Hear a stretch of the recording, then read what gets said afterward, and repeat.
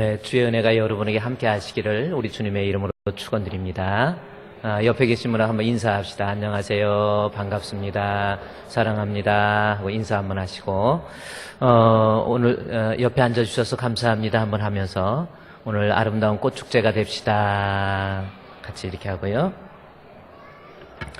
자, 오늘은 우리 어린이들도 같이 예배를 드리기 때문에 조금 시끄러울 수도 있지만 우리 어린이들이 은혜를 받으면 조금 시끄럽다 그렇게 생각하시고 우리 어린이들도 이렇게 이해해 주시면서 같이 예배 드리도록 하겠습니다.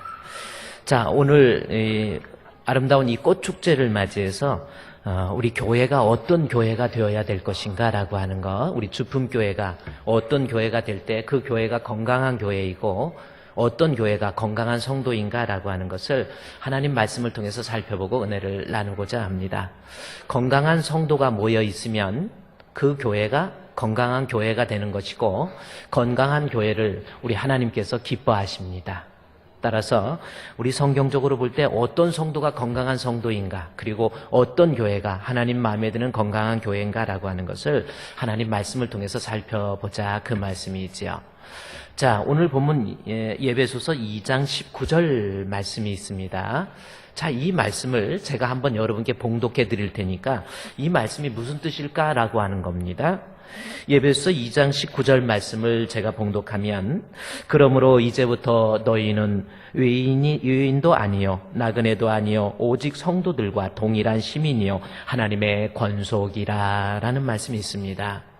자, 이 말씀이 무슨 뜻이에요? 이제부터, 그러므로 너희는 이제부터 외인도 아니요 또 나그네도 아니요 오직 성도들과 동일한 시민이요 하나님의 권속이다 라는 말씀이 있습니다. 이 말씀은 19절 말씀에 이제부터라는 말씀이 있습니다. 자, 언제부터인가 라고 하는 거예요. 여기서 이제라고 하는 것은 예배소서 2장 8절 말씀에 나와 있는 것처럼 그 은혜를 인하여 믿음으로 말미암아 구원을 받았다라는 말씀이 있어요. 따라서 여기에서 이제부터라고 하는 것은 내가 예수님을 믿고 난 다음부터라는 겁니다.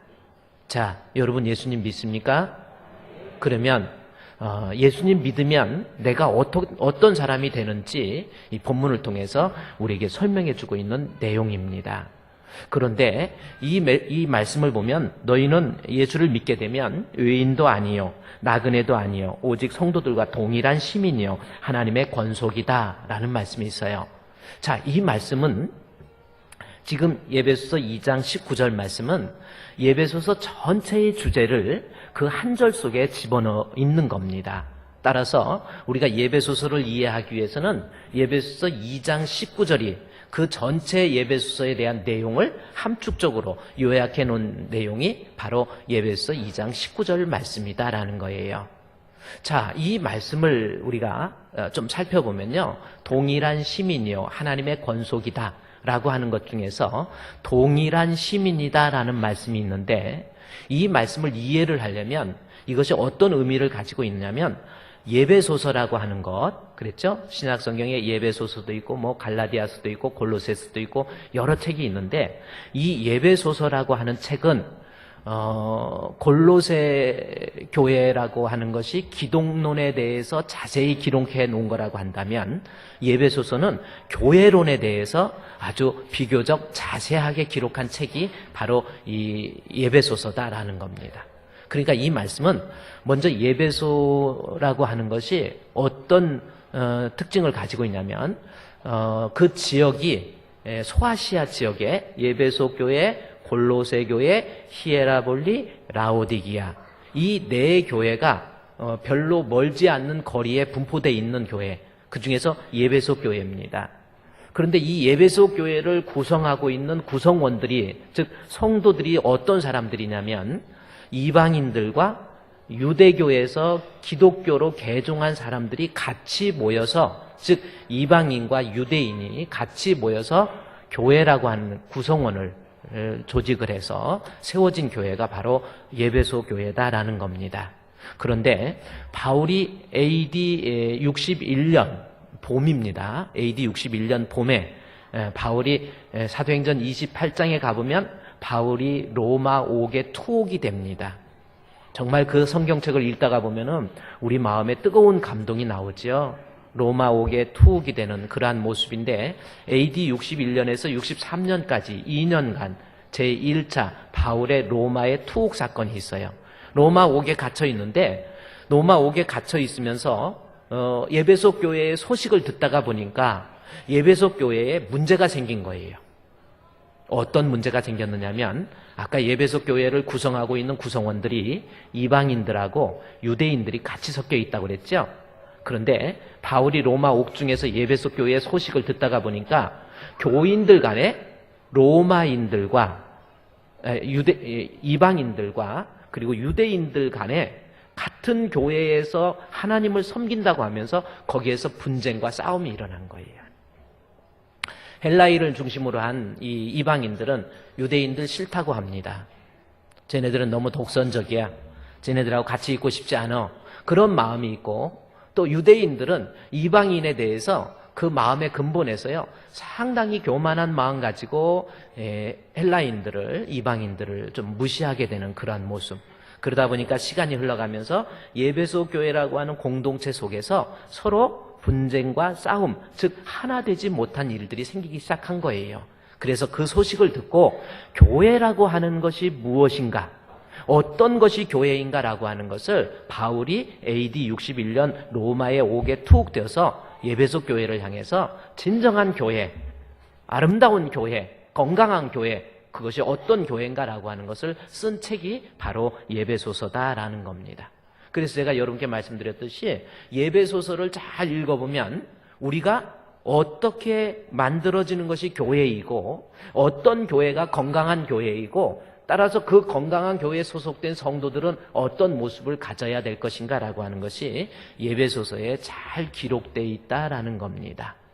자, 본문에 예배서 2장 19절 말씀을 이제 그 내용을 듣고 여러분이 한번 볼까요?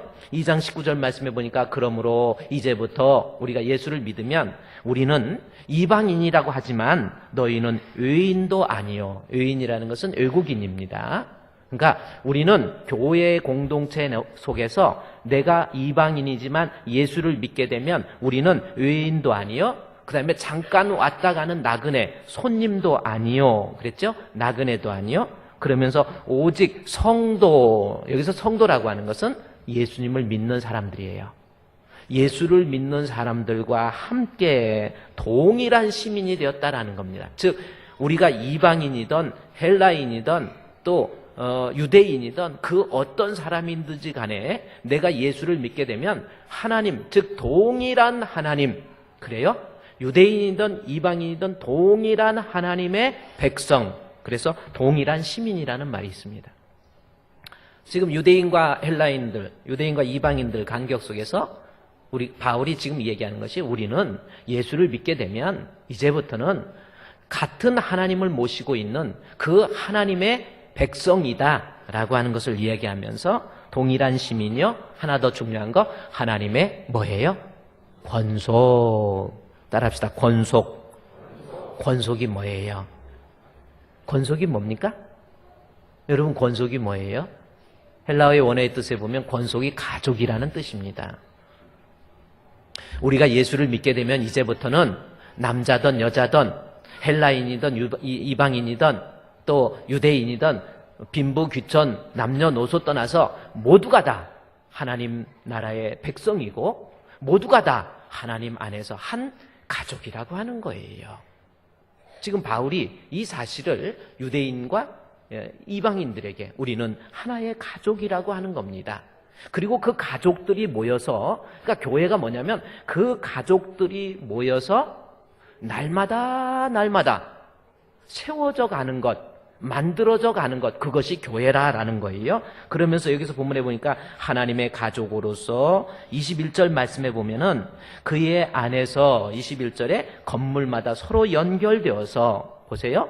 이방인이든 또 헬라인이든 유대인이든 한 하나님의 백성으로서 한 가족으로서 이제는 서로 연결되어서 주 안에서 아름다운 성전이 되어가고 22절 말씀에 예수 안에서 함께 지어져 가는 공동체이다라는 겁니다. 그러니까 여기 있는 우리 성도들도 건강한 성도, 교회가 뭔지 먼저 이야기하고 있어요. 교회라고 하는 것은 여러 사람들, 다양한 사람들이, 그래요, 별 희한한 사람들도 있고요, 아주 반듯한 사람들도 있고, 좀 삐뚤어진 사람도 있고, 여러 사람들이 모여 있지만 이제는 예수 그리스도를 믿는 믿음 안에서 하나님의 가족이라고 하는 거예요. 그리고 그 가족들이 모여서 이제 같이 연결되고 같이 결합되어서 하나님의 몸된 교회를 지어져 가고 세워가는 것, 이게 바로 교회의 공동체다라는 겁니다. 그러니 여러분 옆에 있는 사람들이요, 그렇습니다. 남자든 여자든, 그래요, 남녀노소, 그래, 우리의 아이들도 또 어른들도, 나이가 많이 드신 80, 90이 넘으신 분들도 모두가 다 함께 그리스도 안에서 하나님의 가족으로서 한번 인사하고 끝날 게 아니에요. 가족으로서 같이 연결되어서 아름다운 교회, 하나님이 임재하시는 교회를 지어져 가고 만들어가는 그러한 공동체가 교회다라는 겁니다. 얼마나 소중합니까, 이 교회가.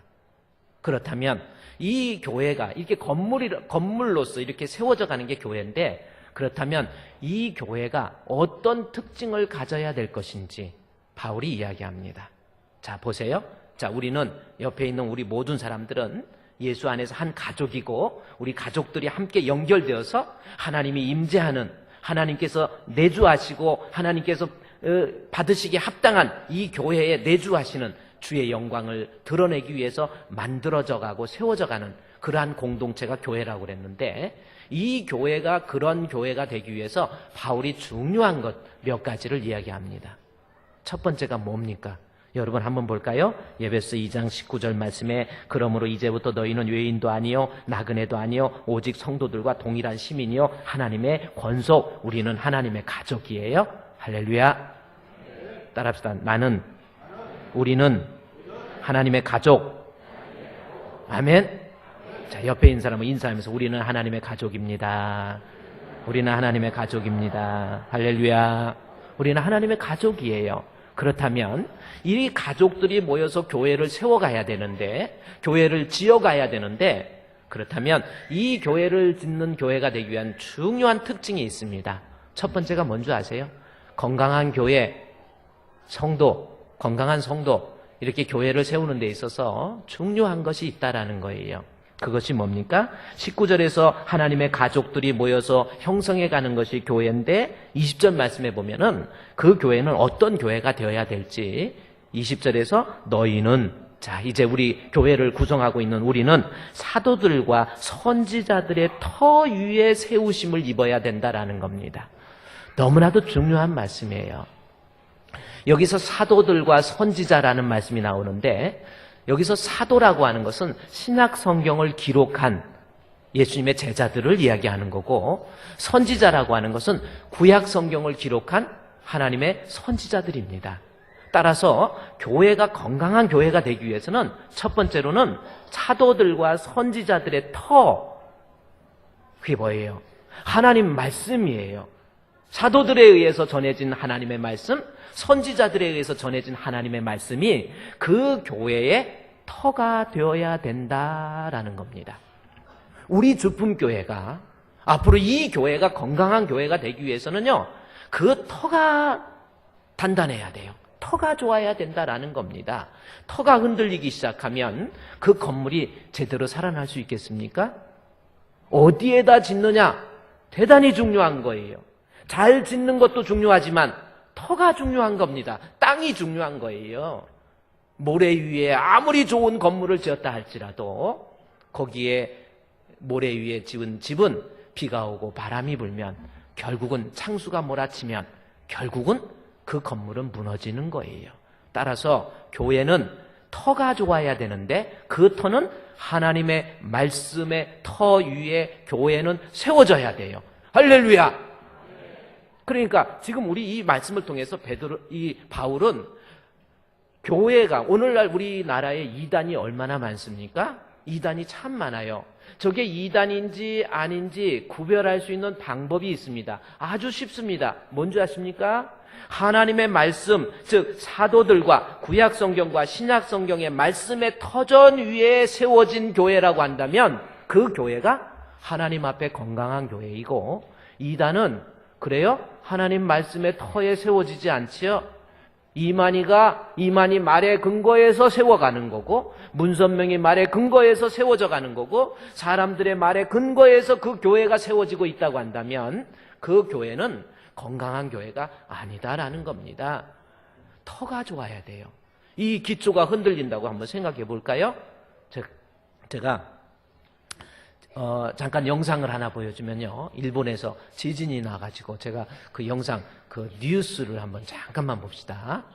자, 뉴스를 제가 한번 캡처를 해왔어요.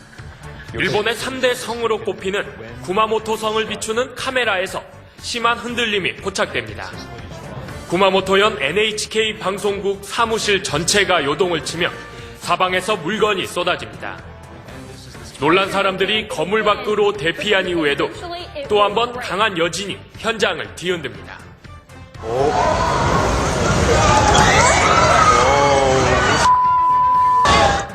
지진 충격으로 화재가 발생하거나 건물이 붕괴하고 도로 곳곳에 균열이 생겼습니다. 일본 구마모토현에서 규모 6.4의 지진이 발생한 건 어젯밤 9시 26분쯤. 지진 규모는 2011년 동일본 대지진 때보다 작았지만 실제 흔들림의 세기는 4년 전과 맞먹었습니다. 지진 발생 후에도 50차례가 넘는 여진이 이어지는 과정에서 최소 9명이 사망하고 750명에 달하는 부상자가 발생한 것으로 전해지고 있습니다. 네, 됐습니다. 아베 신조 총리는 비상재해 대책본부 회의. 제가 이 영상을 왜 보여드렸냐면요, 아베하고 저하고 갑자기 화면이 바뀌어버려요.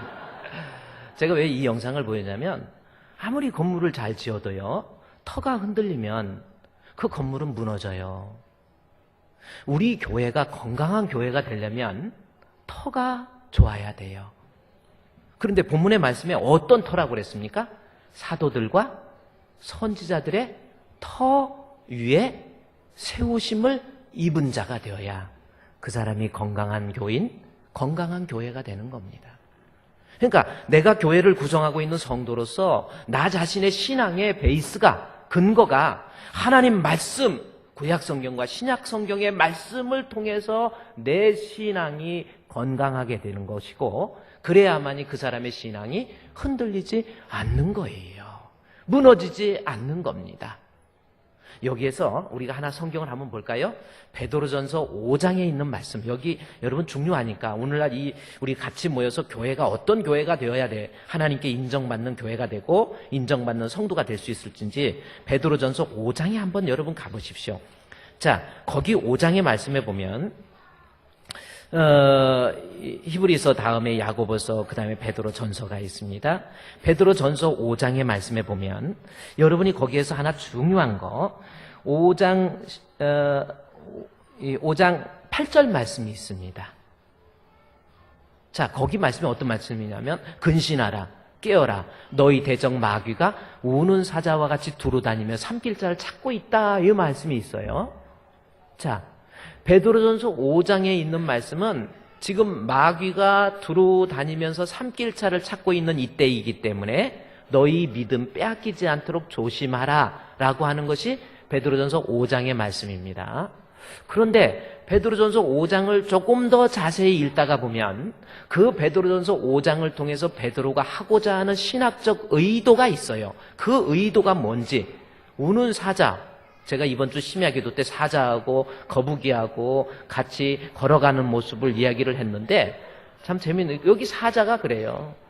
사자가 들어다니면서 믿음 있는 자 삼키려고 그래요. 근데 그 거북이하고 사자하고 같이 가자 해서 같이 가려고 그랬더니 사자는 속도가 빠르지만 거북이는 얼마나 늦습니까? 그러니까 사자가 볼 때 얼마나 답답하겠어요. 그래서 금요일날 한 얘기가 있는데 그 얘기는 너무 그래서 제가 오늘은 말을 못해요. 그런데 어쨌든 우리가 우리의 믿음을 빼앗기 위해서 사자가 두루 다니고 삼킬 때를 찾고 있는 이때라고 그랬는데, 이것은 너희가 믿음을 잘 지켜라 라고 하는 그러한 의미이지만 베드로전서 5장을 통해서 베드로가 말하고자 하는 신학적 의도, 메시지는 뭐냐면 교회론입니다. 지금 우리가 이 성경을 정확히 보면요, 지금 베드로가 베드로전서 5장에서 말하고자 하는 것은 교회론이에요. 즉 교인들이 오늘날 교회를 구성하면서 살아갈 때 그 교회는 지금 전투적 교회로서 전쟁 중에 있다라는 겁니다. 계속 전쟁 중에 있는 게 교회예요. 그래서 조직신학적으로 보면 전투적 교회다, 그렇게 얘기해요. 계속 마귀가 우리의 신앙을 빼앗고 교회를 흔들려고 하는 이때입니다.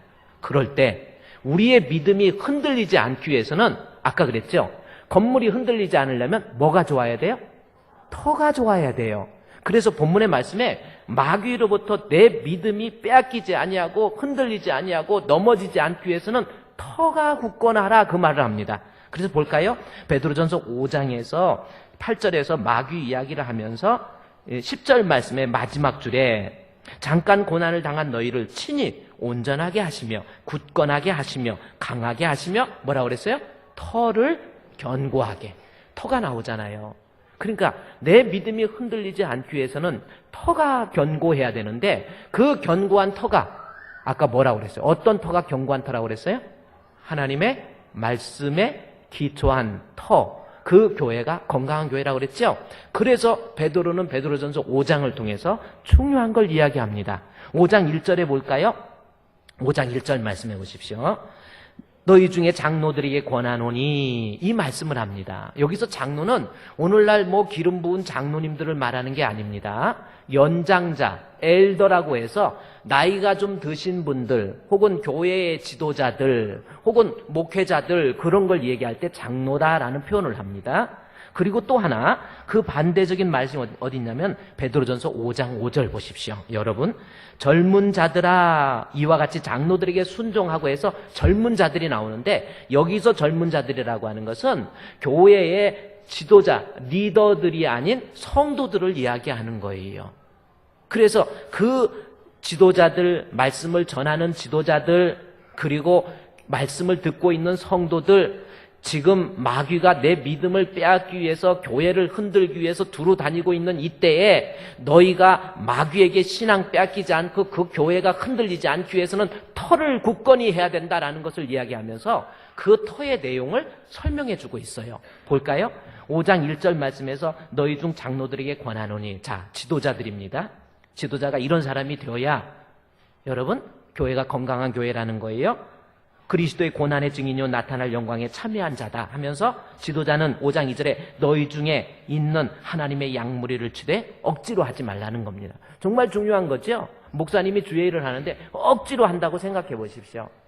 그냥 억지로 신방하고 억지로 예배드리고 이러는 것 아니라는 거예요. 우리 장로님들도 마찬가지입니다. 교회 일을 억지로, 예배도 억지로 그냥 와서 하고 주의 일 내가 안 할 수도 없고 어쩔 수 없이 하는 거, 그거 건강한 성도가 아니에요. 마귀에게 시험당합니다. 그래서 지도자들이 5장 2절에 양무리를 치되 억지로 하지 말고 그 다음에 하나님의 뜻을 따라 자원함으로 하며 더러운 이득을 위하여 하지 말라.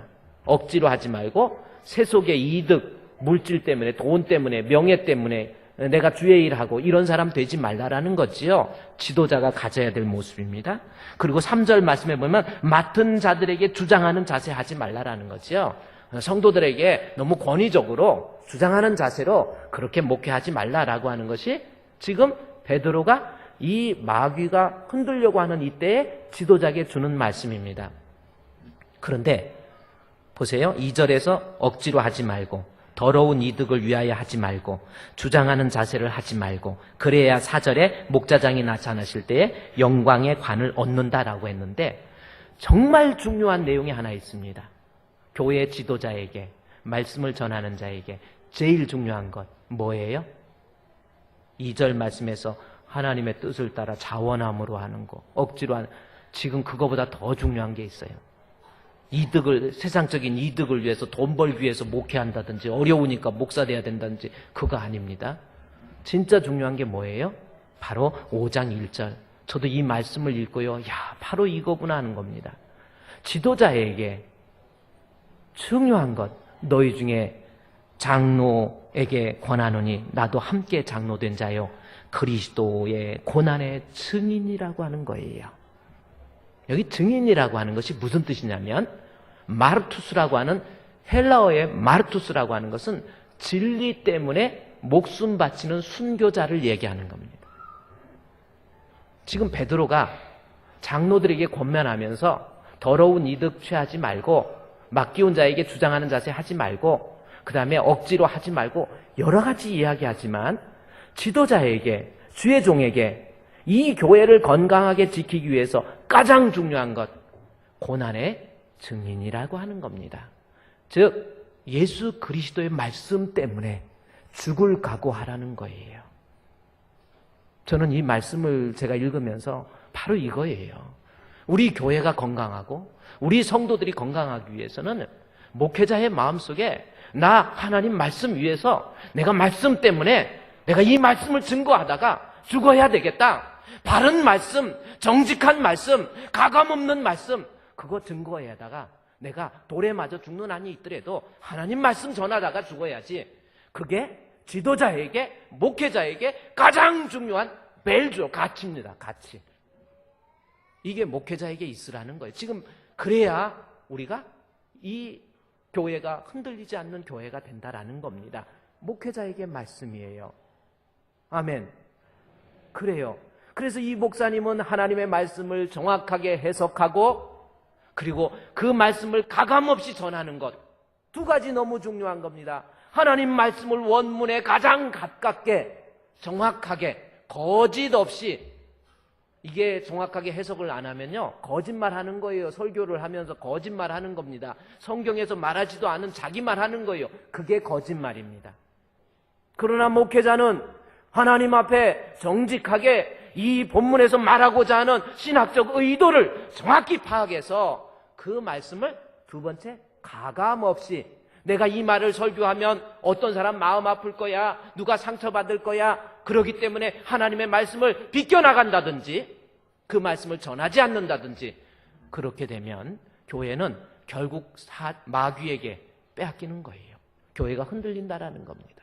그래서 목회자에게는 죽을 각오하고 순교자적 자세를 가지고 하나님의 말씀을 제대로 해석하고 제대로 선포하고 그래서 베드로에게 내가 교회를 세우리니 하면서 천국 열쇠를 내가 내게 준다라는 거죠. 그 천국 열쇠라는 것이 뭐 천국을 들어갈 수 있는 열쇠를 따로 주는 게 아니라 베드로가 내 반석 위에 내가 교회를 세우리니 음부의 권세가 해하지 못하리라 그러면서 내가 내 베드로에게 천국의 열쇠를 준다는 말씀이에요. 천국 열쇠는 뭐냐면 하나님 말씀에 대한 해석권과 하나님의 말씀에 대한 그 선포권을 얘기하는 거예요. 그게 천국 열쇠입니다. 성경 곡해하지 마십시오. 왜곡하지 마십시오.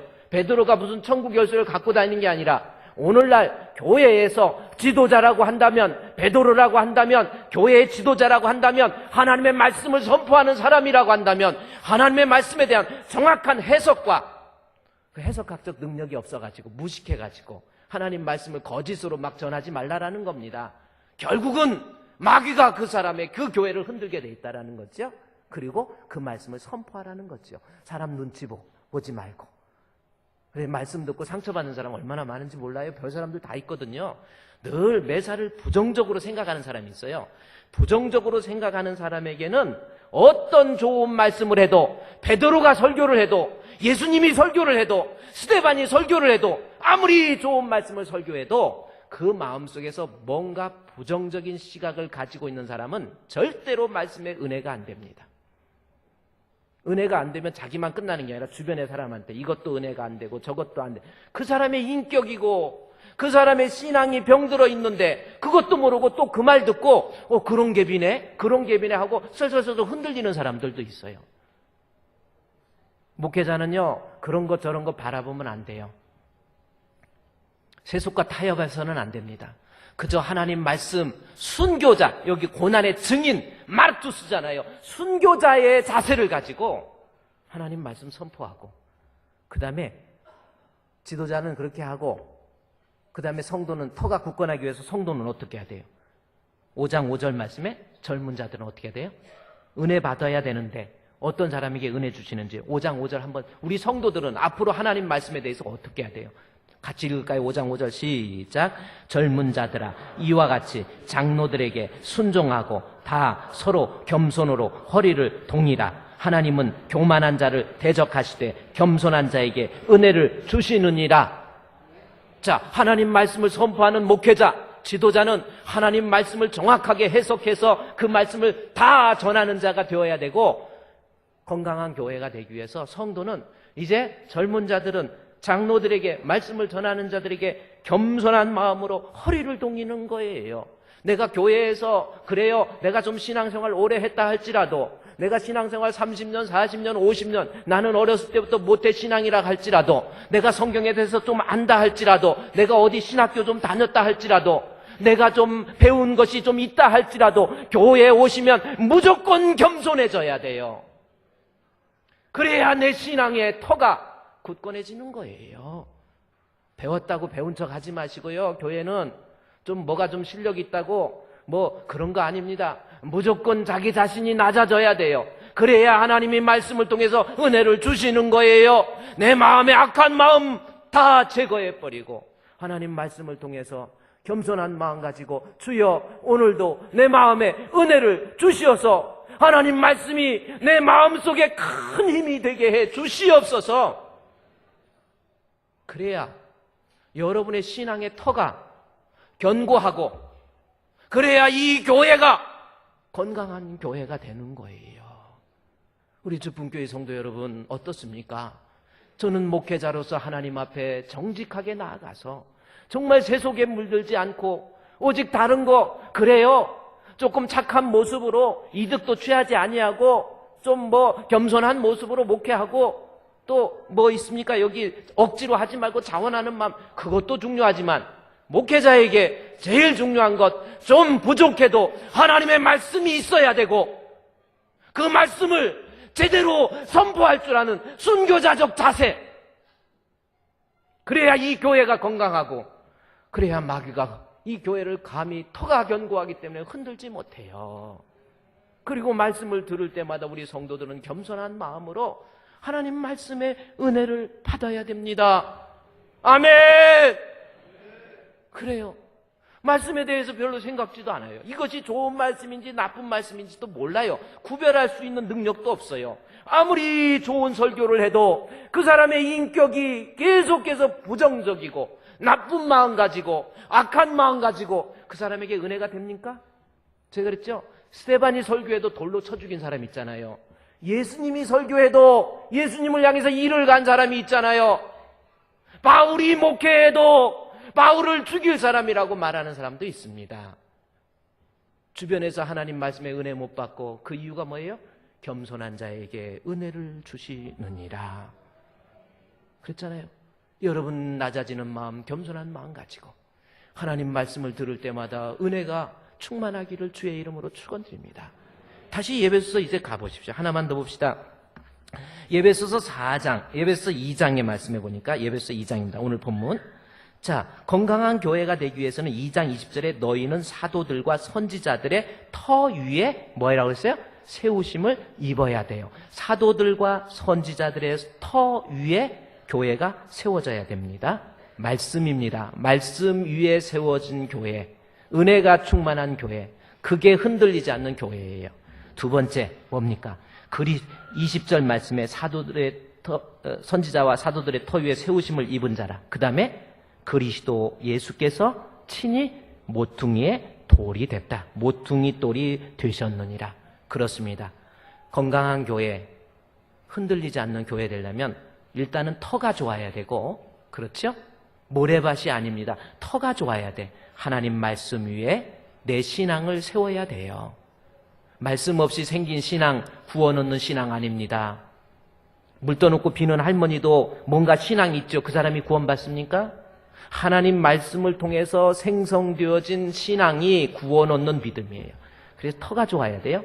그 다음에 두 번째, 기초가 튼튼해야 됩니다. 그렇죠? 그래서 그리스도 예수께서 친히 모퉁이돌이라는 것이 기초석이다라는 단어입니다. 그러니까 이제 우리 교회는 하나님 말씀 터 위에 세워야 되고, 말씀 들을 때마다 은혜가 되고, 목사님은 정확한 해석 그리고 정확하게 선포, 이게 있어야 되는데, 그 다음에 터 위에 기초가 또 튼튼해야 돼요. 여러분 건축을 해본 사람은 알지만 기초가 튼튼하지 못하면 그래요. 이 교회 건물을 질 때도 이 터를 다 닦아놓고 기초를 만들기 위해서 콘크리트를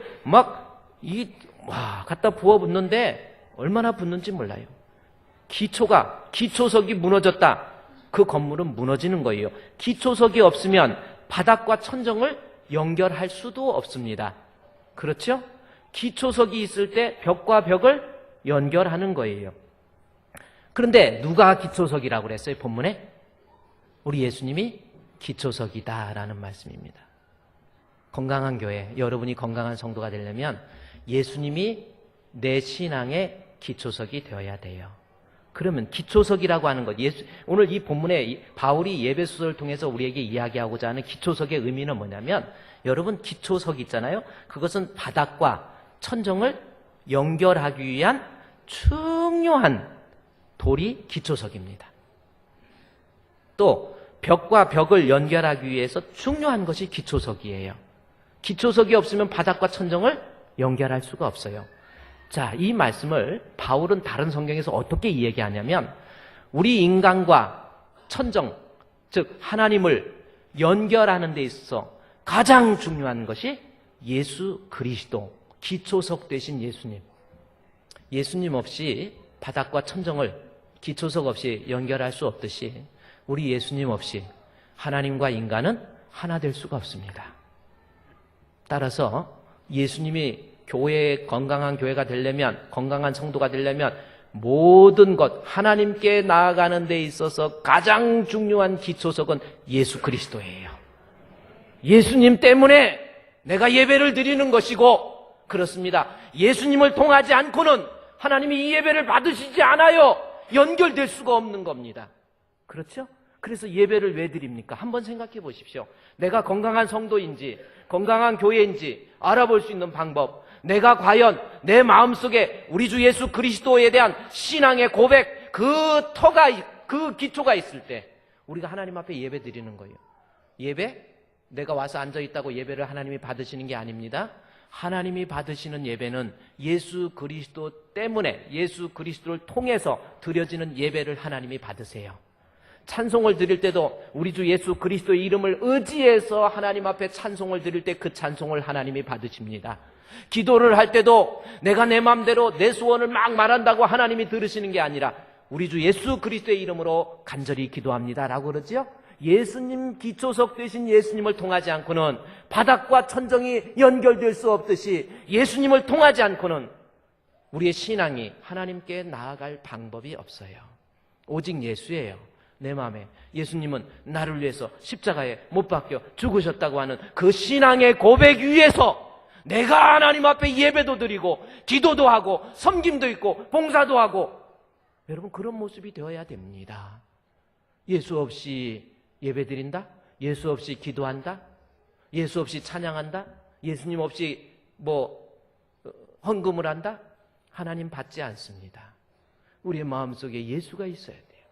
신앙이 있어야 돼요. 중요한 거.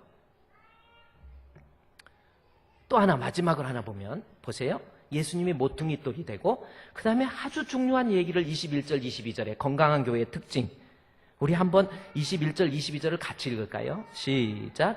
그의 안에서 건물마다 서로 연결하여 주 안에서 성전이 되어가고, 너희도 성령 안에서 하나님이 거하실 처소가 되기 위하여 그리스도 예수 안에서 함께 지어져 가느니라. 자, 이제 바울이 이 교회와 성도를 건물로 비교하면서 터가 좋아야 되고, 말씀의 터 위에 내 신앙, 내 교회가 세워져야 되고, 그 다음에 예수 그리스도가 모퉁이 돌이 되어서 바닥과 천정을 연결하듯이 오직 예수님 때문에 예배하고 예수님 때문에 기도하고 그렇습니다. 그런데 마지막에 또 하나 중요한 겁니다. 이제 벽과 벽을 연결하는데 모퉁이 돌 대신 예수 그리스도를 통해서 벽과 벽이 이제 어떻게 해야 돼요? 연결. 보세요. 21절에 이제 성도들끼리 그의 안에서 건물마다 서로 연결하여 예수 안에서 모퉁이 될 대신 예수님을 중심으로 성도들이 서로 연결되고, 그 다음에 22절에 너희도 성령 안에서 하나님이 거하실 처소가 되게 하기 위하여 그리스도 예수 안에서 함께 지어져 가야 된다라는 겁니다.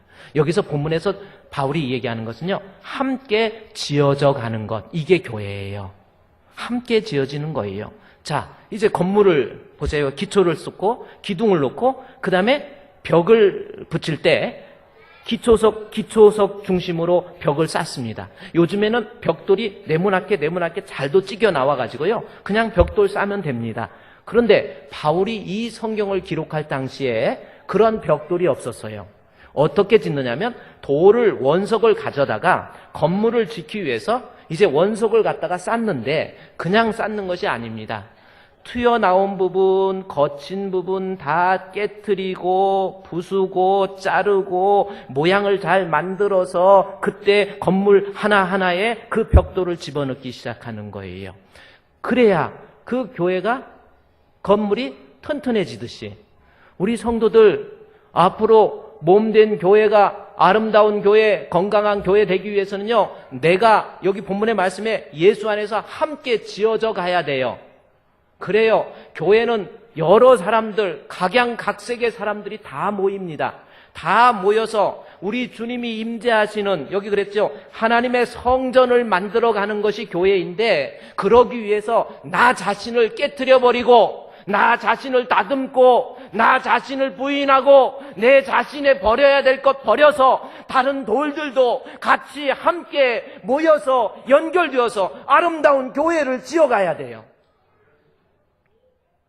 내가 이 교회, 하나님 마음에 드는 성도가 되기 위해서는, 그래요. 제가 그랬죠. 교인들, 저도 목회를 하면서 제가 90년도부터 이 주품교회의 협동전도사부터 해가지고 지금 사실은 90년도부터 오후 예배 시작, 벌써 26년 됐죠. 27년.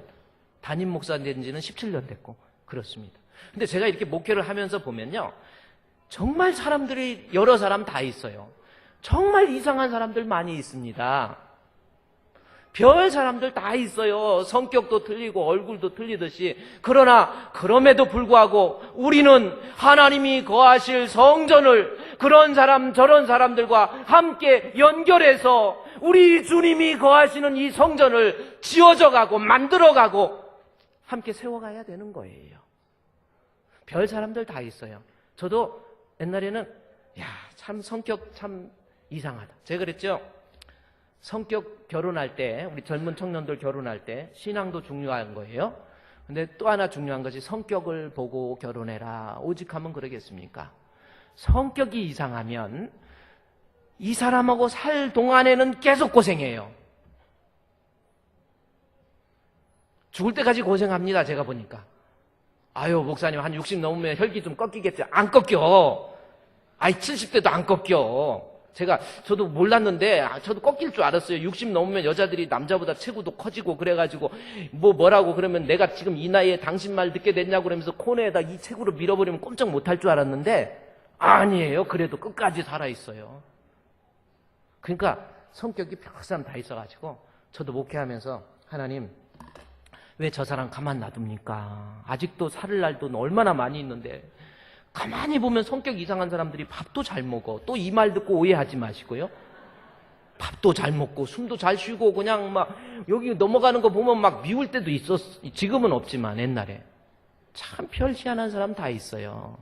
그래서 하나님, 저런 사람 빨리 불러가 달라고, 주여 믿습니다.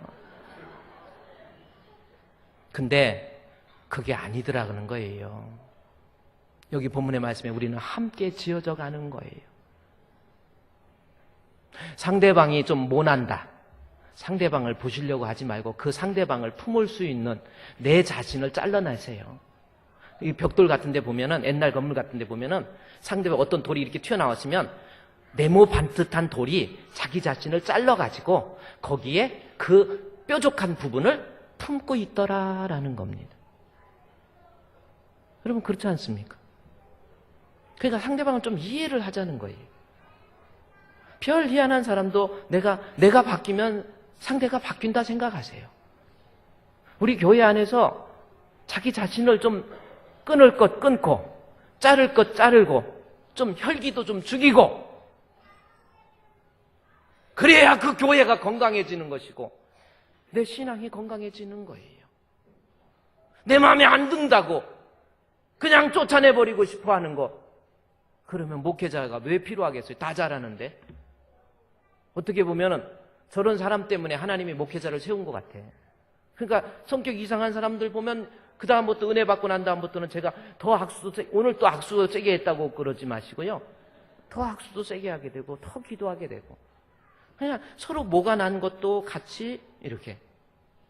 그리고 성격 이상한 사람들을 너무 미워하지 마시고 제가 오늘 이 얘기 안 하려고 그러다 심야기도 때 얘기한 거 있잖아요. 아까 여기 사자 나왔으니까 하나만 얘기하면 안 들은 사람이 많으니까 사자하고 거북이하고 같이 걸어갈 일이 있어가지고 같이 걷자고 그래서 걸어가요. 사자하고 거북이 이러고 걸어가고 사자는 이렇게 가는데 사자는 속도가 엄청 빠릅니다. 근데 거북이는 느린 너무 답답하게 거네요. 그러니까 사자가 아이 나 너하고 같이 못 가겠어. 막 짜증이 나가지고 빨리 가자고 막 그러는데도 천천히 가니까 사자가 화가 나가지고 야 너 등에 있는 가방부터 벗어. 왜 이거 무거워 죽겠는데 이거까지 메고 다니냐고. 그러니까 속도가 늦지. 벗어 가방 벗어 그러더래요. 그래도 거북이는 아무 말 안 하고 그냥 이러고 걸어가는 거예요. 야 너 보는 사람이 답답해. 가방 벗어버려. 그거 뭐야. 사자가 막 답답하니까. 그래도 거북이는 아무 말 안 하면서 야 너 내 말 안 들려? 너 그거 가방 벗으라고 막 그러는 거야. 거북이가 아무 말 안 하다가 나중에 너무너무 화가 나니까 거북이도요. 그렇게 순진한 거북이도 화가 나니까 사자를 딱 보더니 야 이 미친 야 네 머리카락부터 묶어. 사자 보고 그러더래요. 사자 머리카락 있잖아요. 그러니 거북이가 이거 떼어내고 싶어도 못 떼어내요. 이거 떼어내면 죽어. 그러니까 어떤 사람에게 그만한 사연이 있어요. 예를 들어서 식당 봉사를 못한다. 그만한 사연이 있어요. 말 못하는 사연. 예를 들어서 같이 찬양을 못한다. 그만한 사연이 있어요. 그거 떼어내면 죽어요. 그렇다고 나 이거 떼어내면 죽어 그럽니까? 아무 말 못하고 그냥 하는 거예요. 그렇다고 그걸 바꾸려고 끝까지 뛰라고 그러니까 나중에 욕먹잖아요. 야 이 미친 저기야 네 머리카락부터 묶어. 얼마나 짜증나면 그 소리 했겠어. 여러분 여기 교회 본문에 보십시오. 21절에 한번 볼까요? 그 안에서 건물마다 서로 연결하여 주 안에서 내가 성전이 되어야 돼. 내가 좀 거룩한 사람 되세요. 나 자신 자를 것 좀 자르세요. 혈기도 좀 죽이세요. 미워하는 마음, 악한 마음도 좀 버리세요. 부정적인 것도 좀 버리세요. 그래야 주님이 거하시는 성전이 되지. 그리고 난 다음에 너희가 성령 안에서 하나님이 거하실 처소가 되기 위해서 이 교회가 하나님이 거하시는, 하나님의 임재하시는, 주님께서 복을 내리시는 교회가 되기 위해서 예수 안에서 우리 함께 지어져 갑시다. 그래요. 앞으로 우리 주품교회 성도 누구누구 미워하지 마세요. 원망하지도 마세요. 싫어하지도 마세요. 내 마음속에 내가 잘못된 것, 내 혈기도 다 내려놓으시고 이제부터는 내가 주님 거하실 성전이 되어서 아름다운 교회, 건강한 교회를 세워갈 수 있는 우리 주품교회가 되시기를 주의 이름으로 축원드립니다. 우리 다 같이 하나님 앞에 이 시간 기도합니다. 하나님, 아름다운 교회가 어떤 교회입니까? 하나님 말씀을 기초로 해서 세워진 교회가 아름다운 교회입니다. 예수님 믿는 믿음 없이 하나님 앞에 예배를 드리고 기도하고 헌금하고 봉사해도 그것은 아무 의미가 없습니다. 기초석은 예수님이십니다. 세 번째로 우리는 내 자신을 좀 다듬고 끊고 자르고 버릴 것 버려서 다른 사람을 포용하면서 아름다운 교회를 세워갑시다. 내가 끊어야 될 것이 무엇인지, 아직도 부정적인 마음, 원망하는 마음, 미워하는 마음, 또 내 혈기, 분노 이런 거 버려서 아름다운 교회를 세워가시기를 주의 이름으로 축원하는 마음 가지고 우리 다 같이 하나님 앞에 통성으로 기도하겠습니다. 하나님 아버지, 저희들 아름다운 교회, 건강한 교회, 어떤 교회가 아름다운 교회인지 알게 해주신 것 감사합니다. 하나님이여, 이 말세지 말에 마귀가 우는 사자와 같이 삼킬자를 찾고 있는 이때에 우리 주품교회가 하나님 마음에 드는 교회, 우리 주품교회 성도들이 하나님 앞에 인정받는 참으로 복된 알곡이 될 수 있도록 도와주시옵소서. 하나님 말씀 위에서 우리 주님이 주신 말씀 가지고 순교자적 자세를 가지고 하나님의 말씀을 선포하게 해주시고, 우리 사랑하는 성도들은 하나님 말씀 들을 때마다 주여 주여 은혜가 충만하고 성령이 충만하고 그 말씀을 통해서 깨달음이 있게 해주시고 그 말씀을 통해서 하나님을 바라볼 수 있도록 주님이 도와주시옵소서. 아직도 기초석 대신 예수님 모시지 아니하고 믿음도 없이 교회를 다니는 성도들이 얼마나 많이 있습니까? 기초석 대신 우리 예수님, 내 신앙의 주로서 확고하게 받아들이고 믿음 가지고 주님을 섬길 수 있도록 도와주시옵소서. 내가 세워지기를 원합니다. 서로 연결되기를 원합니다. 아직도 버릴 것 버리지 못해서 내가 모간한 성격으로 인해서 윳토리가 되어 있지는 않습니까? 하나님이여, 우리의 심령을 새롭게, 우리의 심령을 변화시켜 우리가 하나님이 거하시는 성전으로서 지어질 수 있도록 도와주시옵소서. 하나님 아버지, 우리 하나님 앞에 정직한 성도, 하나님 앞에 인정받는 성도, 하나님 앞에 인정받는 건강한 교회 되기를 원합니다. 이제부터 우리의 신앙은 하나님 말씀 기초 위에 철저하게 터가 굳건해질 수 있도록 도와주시옵소서. 예수 그리스도 모퉁이 뜰 대신 예수님 그리스도를 믿는 믿음 가지고 신앙생활 하기를 원합니다. 믿음도 없이, 예수님에 대한 기초도 없이, 신앙도 없이 예배드리고 습관적으로 예배하고 찬송하고 그런 모습이 얼마나 많이 있습니까? 신앙의 주가 되신 예수 그리스도를 나의 구주로 영접하며 이제부터는 아름다운 교회로 세워지기 위해서 나 자신이 부러질 것 부러지고 꺾일 것 꺾이고 다듬을 것 다듬어지고 깨질 것 깨지고 쪼갤 것 쪼개지기를 원합니다. 주님의 마음을 본받기 원합니다. 내 마음속에 악한 마음 다 버리게 해주시옵소서. 하나님, 서로 연결되어야 되는데 혼자 떨어져서 어울리지 못하는 윳토리 돌은 아닌지요? 결국은 버림받게 되는 돌 아닙니까? 같이 서로 화합하고 연결해서 아름다운 주품의 교회, 이 교회를 세워갈 수 있는 우리 성도들 되게 해 주시옵소서. 예수님의 이름으로 기도드리옵나이다. 아멘.